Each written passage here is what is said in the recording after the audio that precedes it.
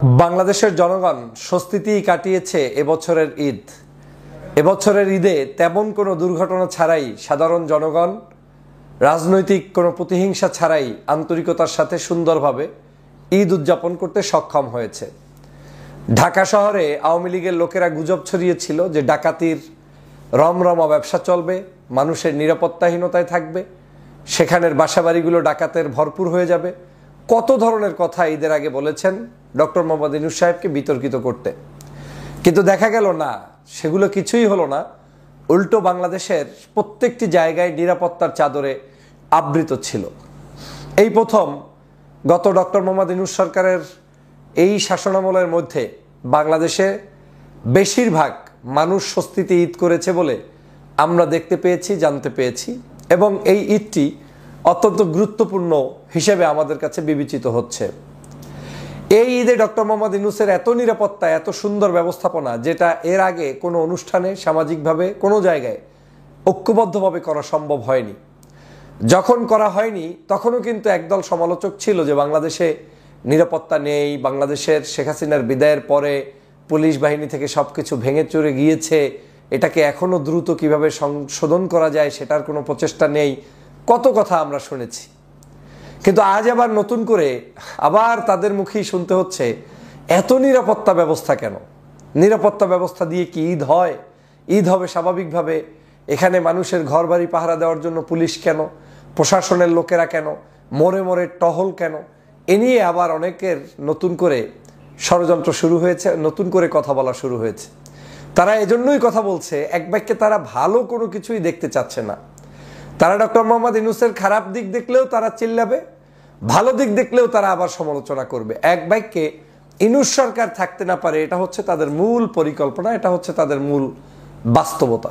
কিন্তু আজকের বাংলাদেশের এই সরকার প্রমাণ করে দিয়েছে যে না, শত বাধা অতিক্রম করেও তারা সুস্থ সুন্দরভাবে ঈদ উদযাপন করতে সক্ষম, বাংলাদেশের মানুষের নিরাপত্তা দিতে সক্ষম।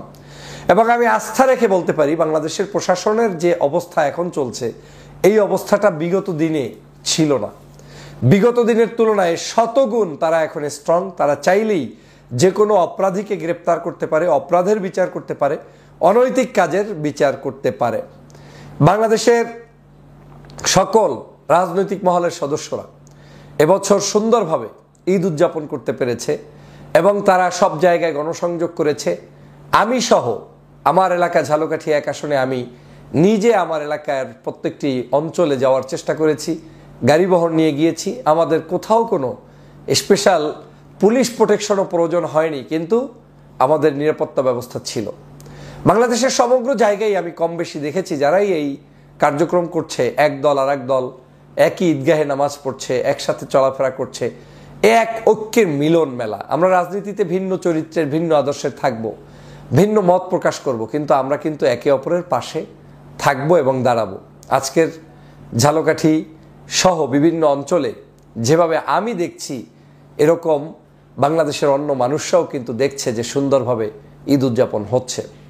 আমি সে কারণে এই সরকারকে ধন্যবাদ জানাই, সরকারের সকল প্রচেষ্টাকে আমি স্বাগতম জানাই। কিন্তু আমাদের এই প্রচেষ্টা ধরে রাখতে হবে। ডক্টর মোহাম্মদ ইউনূস সাহেবের এই সুন্দর ব্যবস্থাপনার উপর ভিত্তি করেই অতি উৎসাহী হয়ে আমাদের চললে চলবে না। আমাদেরকে সতর্কতার সাথে থাকতে হবে, সতর্ক অবস্থান গ্রহণ করতে হবে, এবং যারা এই ধরনের সন্ত্রাস, চাঁদাবাজ, দুর্নীতির সাথে সম্পৃক্ত, তাদের ব্যাপারে আমাদের মুখোশ উন্মোচন করতে হবে। আজকে যারা এই এত নিরাপত্তার পরেও বলছে এত নিরাপত্তা কেন, তাদেরকে তদন্ত করতে হবে, কারণ তারা চায় না এই বাংলাদেশের স্বস্তিতে থাকুক মানুষ। আমার দেশটাই এমন, আমার দেশের মানুষদেরকে নিরাপদে রাখতে হলে আমাদেরকে, আমাদের সবাইকে প্রচেষ্টা অব্যাহত রাখতে হবে। আমাদেরকে এরকমই পুলিশ, র্যাব, সেনাবাহিনী, সকল বাহিনীকে নির্লসভাবে কাজ করতে হবে, কারণ অনেক বড় একটি জনসংখ্যার দেশের মানুষ আমরা। এবং এই জায়গায় এত মানুষের বিচরণের মধ্যে ভিন্ন মত, ভিন্ন পথ, ভিন্ন আদর্শ। আমাদের এই দেশেই একদিনে ঈদ হয়, আজকে হয় একবার, কালকে হয় আর একবার।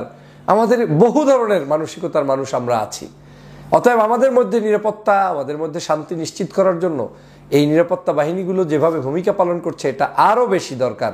যতক্ষণ পর্যন্ত আমরা সোশ্যালাইজড হতে পূর্ণাঙ্গভাবে না পারি, আমাদের দেশের এই বহুমাত্রিক মানুষগুলোকে সামাজিক দায়বদ্ধতা, সামাজিক শিক্ষা এবং সুশিক্ষাগুলোকে এস্টাবলিশড হওয়ার আগ পর্যন্ত আমাদের এই প্রশাসনিক কাঠামোটা স্ট্রং আরও বেশি দরকার।